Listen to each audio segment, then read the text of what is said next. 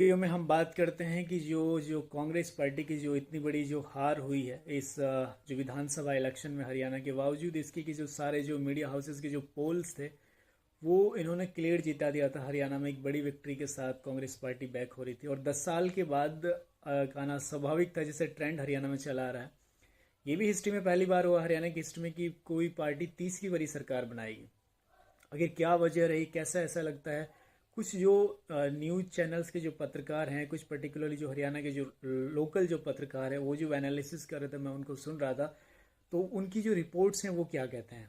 अगर हम उनकी रिपोर्ट्स को माने तो इनकी तीन चार बड़ी वजह रही है। सबसे बड़ी वजह रही है कि कांग्रेस के टिकट को नहीं बदलना। इनका ये मानना है कि ऑटोमेटिकली 5 साल या 10 साल में एंटी इनकम्बेंसी क्रिएट हो जाती है, तो कांग्रेस को टिकट बदलने चाहिए थे। वहीं बीजेपी पार्टी ने 25 टिकट बदले थे, इसमें से 16 वो उनके जीत गए और 22 वो पुराने जो टिकट्स उनके पास थे उनको जीतने में कामयाब रहे। तो आप ये लगाइए कि उन्होंने जो किस तरह से टिकट दे, यानी ग्राउंड रियलिटी वो जाने कि कौन कैंडिडेट कैसा है, किसको टिकट देना किसका नहीं देना। इवन चाहे कोई मंत्री भी है उनका भी टिकट काटा गया और जो डिजर्विंग कैंडिडेट है उन्हीं के टिकट रखे गए। उनमें से 22 कैंडिडेट पुराने जीते और जो 25 टिकट नए दिए गए तो उनमें से 16 जीत गए। तो एक बहुत बड़ी ये एक वजह रही है कांग्रेस की कि टिकट नहीं बदलना एक फर्स्ट लगता है। दूसरा जो कांग्रेस जो क्या में एक गुटबाजी देखने को मिल रही थी, ये आज से नहीं है, कम से कम पिछले 1.5-2 साल में बड़ी गुटबाजी थी। इसके चलते एक और कई नेता छोड़ के चले गए और अब कुमारी सैलजा का एंड टाइम पे नाराज होना इलेक्शन के टाइम में, तो ये एक दिखता था कि बड़ी गुटबाजी थी। क्योंकि हरियाणा में 22% जाट वोट हैं और नॉन जाट भी कम से कम 22% के आसपास में ही है।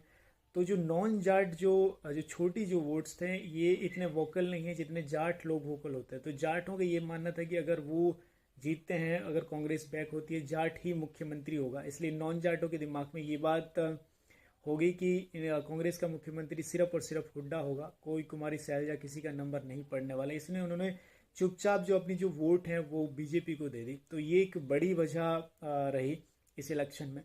और तीसरा जो एक मेजर जो इशू जो माना जा रहा था, वो कम से कम 10 सीट हरियाणा में ऐसी हारी हैं जो जिन पे इंडिपेंडेंट भारी थे या कोई जो अदर पर्टिकुलरली इंडिपेंडेंट की कहेंगे जो निर्दलीय जो कैंडिडेट थे वो जो लड़ रहे थे।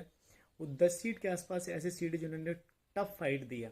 अगर ये सीट अगर ये टिकट का बंटवारा सही में क्या होता, जैसे एग्जाम्पल के तौर पे सावित्री जिंदल का टिकट काटा गया, यानी किसी ने सोचा भी नहीं था कि सावित्री जिंदल जैसी कैंडिडेट का टिकट काटना।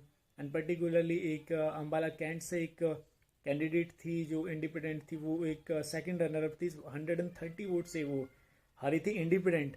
तो उसको कैसे टिकट नहीं दिया गया कांग्रेस पार्टी की तरफ से। तो ये जो चीज़ें हैं टिकट बंटवारे को लेके और पर्टिकुलरली जो इंडिपेंडेंट कैंडिडेट ने जो टिकट वोट जो काटी हैं, तो ये एक जो मैनेजमेंट ठीक नहीं था कांग्रेस पार्टी का। वहीं यही सारी चीज़ें, यही जो माइक्रो मैनेजमेंट जो टेक्निक है, ये बीजेपी ने जो अच्छी तरह से टैकल की है और बीजेपी ने इस चीज़ को समझा है। और इन्हीं सब को देखते हुए ये तीन चार वजह सबसे मेन वजह हैं जो दिन भर जो एनालिसिस जो एनालिस्ट जो बैठे हुए तो एनालिसिस कर रहे थे, तो उनका यही सब मानना है कि ये सब इसकी मेन वजह रही है कि ये जो इलेक्शन था वो जाट वर्सेस नॉन जाट हो गया। और जाट वोकल होते हैं, वो कहते हैं कि भाई हम तो हमारा मुख्यमंत्री होगा। तो यही बात जो नॉन जाट है उनको बुरी लगी और ये वोट जो है बीजेपी की तरफ शिफ्ट हो गया। तो सबसे बड़ी वजह बताई जा रही है। आप इसके बारे में क्या सोचते हैं, प्लीज़ कमेंट करके ज़रूर बताइए।